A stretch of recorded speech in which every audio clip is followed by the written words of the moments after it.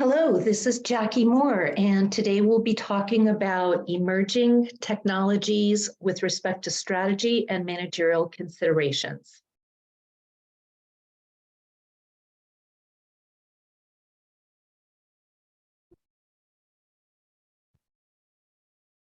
As you can see from this Venn diagram, there are significant managerial challenges for firms to be able to successfully harness emerging technology. We'll be covering each of these managerial challenges in this material. You can see that these managerial challenges do overlap with technical challenges. Purely technical challenge really relate to the data and the technology itself, where you need very sophisticated technologists to help guide that aspect of a firm's strategy. In the overlapping areas, what we see is that concerns about data privacy, data security, ethical use of data, that might include unintended uses that happen inadvertently, or regulatory policy issues related to these emerging technologies also need to be considered by managers. Those will be the subject of a different video. There is quite a bit of useful information about these managerial challenges in harnessing emerging technology. For example, McKinsey had a really nice study on how companies that are leaders in scaling data analytics in particular do things differently than other companies. And this article discusses 9 critical areas that companies who successfully harness this category of emerging technologies, what they do differently. And you'll see that the first chunk on the left-hand side is creating a strong strategy for how the firm will use those emerging technologies, including a strategic investment in what's called the last mile, which refers to how frontline workers will actually be leveraging that technology to improve their ability to do their jobs. The last area that you see here also focuses on these managerial and strategic challenges, including embedding analytics as an example of emerging technology into decision-making and firm processes. The middle category focuses on building the right foundation of data and technology, which was the left side of that Venn diagram in my opening screen, and also hiring the right talent and creating the right teams in terms of a tapestry of skills and capabilities to leverage this emerging technology. The model that I like to use for this discussion essentially focuses on 5 key elements for managers to succeed with this human and strategic element of harnessing emerging technology. We'll be starting with what is the role of leaders in building a technology strategy. We'll develop a 4-step approach to building that strategy. We'll be talking about the importance of this tapestry of talent and some of the issues there, as well as the importance of organizational culture in being open and adaptable to harnessing technology. And then again, what's called this last mile consideration, which relates to the communication and implementation of that technology by the actual organizational users. So how do leaders build a technology strategy? They do 4 things particularly well. First of all, leaders always establish the vision for the company's strategy. And this visioning capability is critically important. We'll be talking about that on the next slide. Then we'll proceed through these 4 steps that you see. With respect to creating the vision, how do leaders create the vision?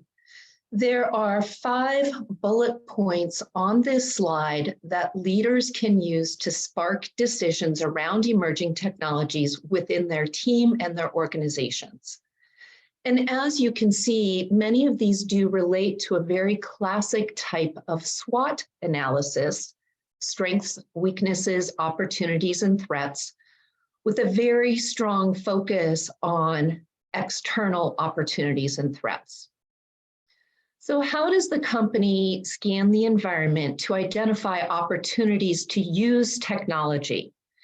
This technology that can be used to either improve their existing businesses and operations, say by lowering costs of marketing activities, by investing in things like ChatGPT, or companies could also use emerging technology to create totally new opportunities for the business.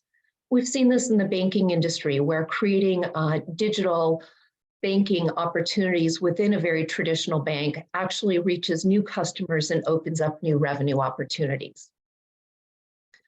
Another question leaders ask the team in a brainstorming or visioning session, which can be guided by an external consultant, is what functions or parts of the firm's internal value chain really have the most potential to drive value through technology investments. One example that I like here is how Nike has developed a connected product initiative where they've essentially wired up all of their supply chain, distribution centers, and retailers with sensors in the boxes of product to better track how inventory flows through its supply chain. This has been an enormous lift to do this, and at the same time, the savings from bad shipments of products going to the wrong place, wrong products, overstock, all those things have been a significant benefit to Nike's supply chain. But they've also created some real challenges in terms of the actual people who need to use that data. Another question that visioning can really benefit from is to identify what emerging technologies pose threats to a company. And there are some very classic ways that companies minimize perceived threats from technology that is commonly captured in this idea of what is used as a verb. You don't want to be Amazoned, meaning you as a company don't want to inadvertently minimize threats that new technologies pose because you think that your business won't be able to either use those technologies productively, as did Barnes & Noble in the early days of e-book sales. And also you don't want to presume that those threats will just not materialize in a significant way. We might see this today with companies thinking about the metaverse and thinking, oh, it's really never going to be anything that my company could use, which may be true, but if that assumption is wrong, then you're going to find yourself playing catch up.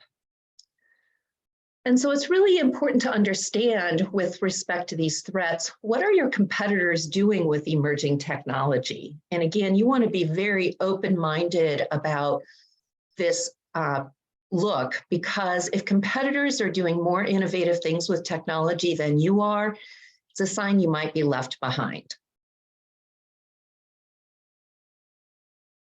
In terms of this visioning, it's really important to not use internal barometers about what your company might already be doing well with emerging technology.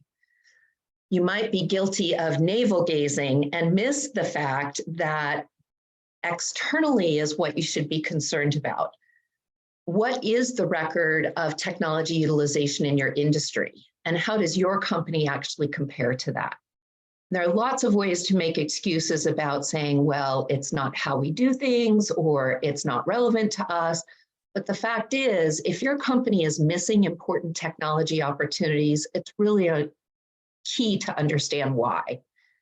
And how well is your company doing in successfully converting its technology investments into new capabilities to maintain competitive advantage over the future? So I do see companies who say, oh, we are too doing a good job with innovation and using emerging technologies. And that might be true for them internally, but from an external benchmarking perspective, they might still be way behind the curve. A quick review that any area in business can use emerging technologies. And so we need to have from a leadership perspective, we need to take a very broad view of the organization.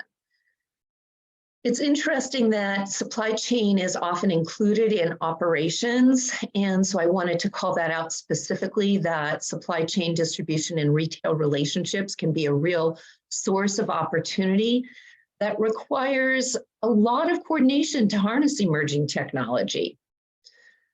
The big push among businesses today to realize innovation opportunities through sustainable business with a focus on environmental and social considerations, sometimes known as ESG, environmental, social, and governance concerns, is another big opportunity where we're seeing emerging technology opportunities, as well as across the ecosystem of partners. And so an ecosystem might include things like using blockchain along a supply chain, where the ecosystem of partners needs to be on board with that. Okay, this is the first step about this visioning. Then a leader would move into the second step, which is to help the team identify, evaluate, and prioritize, based on that visioning, what are the optimal opportunity areas to harness emerging technology? In this particular step, leaders should challenge each of their key functional areas across the business, accounting, HR, marketing, etc., to then come up with, say, 5 opportunities, could be 3, 5 opportunities based on emerging tech for those key functions, because it's going to vary by function. It's not going to be some monolithic emerging technology that the whole organization is going to adopt at once. And then each of those functional areas of your organization should then identify what would be some feasible use cases or pilots that would allow your company to assess how well would that emerging technology play out. And the next slide gives an example of how this prioritization could work. And based on this identification, evaluation on the next slide, the company needs to prioritize which project should be the pilot for the testing ground for this emerging technology. In assigning a team to shepherd that project through is really important. The team needs to include a very technology-friendly leader. That person may not be a technical expert, but they need to be really open and informed about the value proposition that emerging technology could offer for that functional area, for that use case. And then we need to wrap the team with domain specialists, which are people in, let's say that it's going to be a marketing pilot project. We need people who really understand the ins and outs of marketing, or if it's in media, specifically the media domain, because those domain specialists are the ones who are really going to help hammer out the implementation details. So one framework that McKinsey uses for analytics as a possible emerging technology that a company wants to play around with or experiment with, and in marketing as the functional area, what are some use cases? This particular slide shows that the assessment of the feasibility of those use cases for prioritization can be done qualitatively on these 2 dimensions. How feasible is that implementation for that use case, low to high, and what is the potential impact either in cost savings or revenue generation for that particular use case.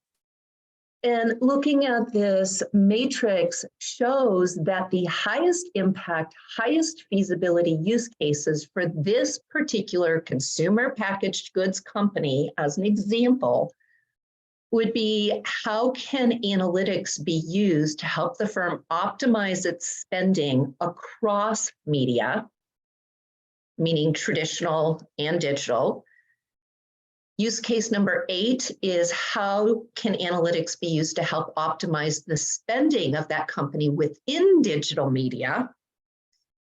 And then number 10, this notion of performance advertising really looks at what is the direct line of sight from the advertising through to conversion to sales, which is kind of the holy grail for advertising, this return on ad spend. And so this company could clearly get some benefit from working in beefing up their analytics, use of technology in those areas as a potential pilot. Now, as a company establishes its pilot, it has to, in the third step, understand immediately how the company is actually going to quantify that impact, that vertical dimension that I've just talked about. And identifying the metrics that are going to track that pilot initiative is critical. So if we go back to the Nike connected product example, they were really focused on inventory management. And the connected product, the idea was to figure out where was overstock occurring and why. So the metric that they identified, this is a hypothetical example, is the percentage by which the overstock would be reduced once they understood analytically where the overstock was coming from, what was the source or the reason for the overstock in the first place. For example, it could be things being shipped to the wrong places. It could be forecasting problems in terms of the colors or sizes of products that were wanted at different areas of the country or the world. And so once analytics is used to identify the source of the problem, and that problem is then corrected, this becomes the metric by which that pilot project is evaluated. Understanding that key performance indicator before the pilot starts is critical.